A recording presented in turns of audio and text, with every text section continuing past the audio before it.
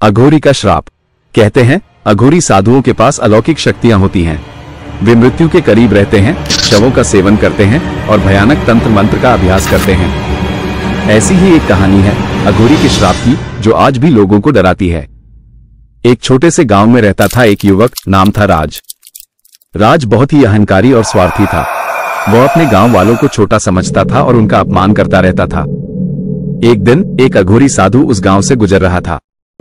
राज ने उस साधु का भी अपमान किया, उसे भिखारी समझकर उसे कुछ नहीं दिया। अघोरी साधु ने राज को शांत भाव से देखा और कहा, तेरा अहंकार तेरे विनाश का कारण बनेगा। राज ने हंसकर कहा, तुझे क्या पता है बाबा, मैं इस गांव का सबसे बड़ा आदमी हूं। अघोरी साधु ने फिर कुछ नहीं कहा, बस मुस्कुराया और चला गया। उस रात से ही राज के जीवन में अजीब अजीब घटनाएं होने लगी।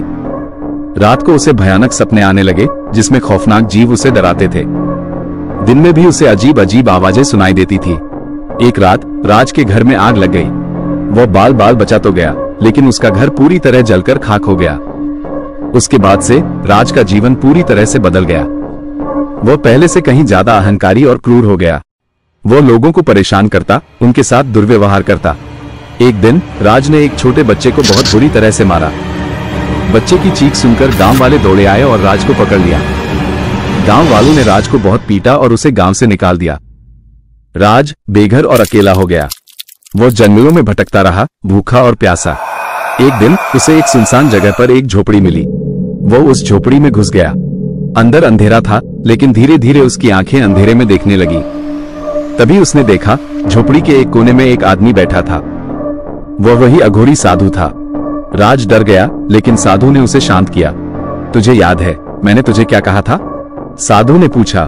राज डरते हुए बोला, हाँ, आपने कहा था कि मेरा अहंकार मेरा विनाश करेगा। ठीक है, साधु ने कहा, अब तू भुगत ले अपना कर्म। साधु ने एक मंत्र पढ़ा और राज के शरीर में एक अजीब सी ऊर्जा प्रवेश कर गई।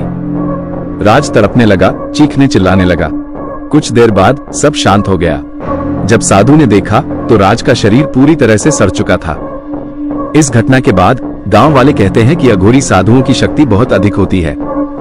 अगर कोई उनका अपमान करता है तो वे उसे कभी माफ नहीं करते।